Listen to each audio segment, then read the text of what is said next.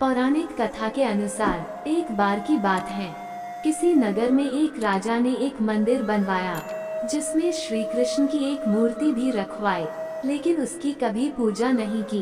पूजा करने के लिए मंदिर में एक पुजारी को रखा गया।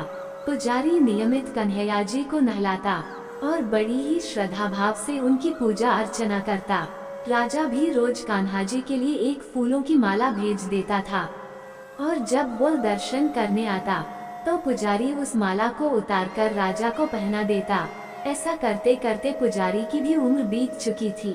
एक दिन किसी वजह से राजा नहीं आ सका तो उसने एक सेवक के हाथ मंदिर में माला पहुंचा दी और कहलवा दिया कि आज वह मंदिर नहीं आएगा, इसलिए पुजारी उसका इंतजार ना करे।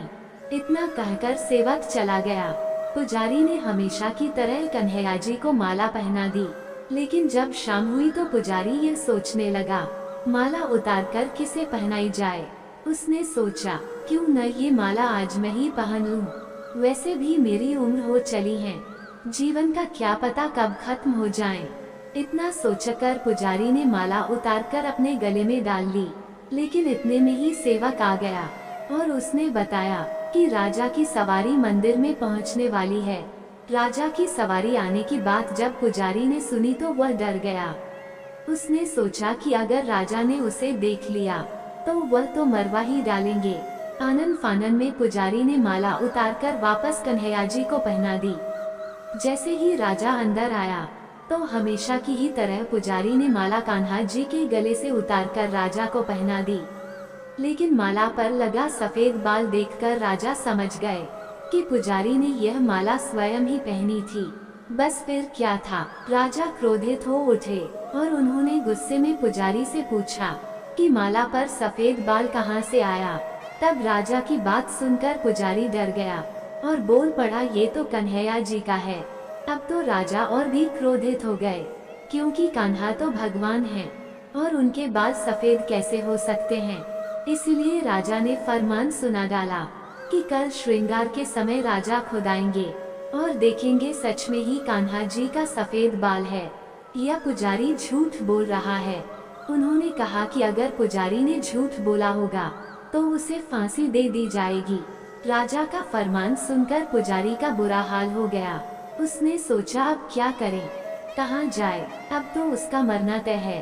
तब रोते रोते वह भगवान की शरण में पहुँचा और उनसे कहा कि हे केशव, मुझसे झूठ बोलने का अपराध तो हुआ है, लेकिन हो सके तो मुझे क्षमा कर दें और राजा से रक्षा करें।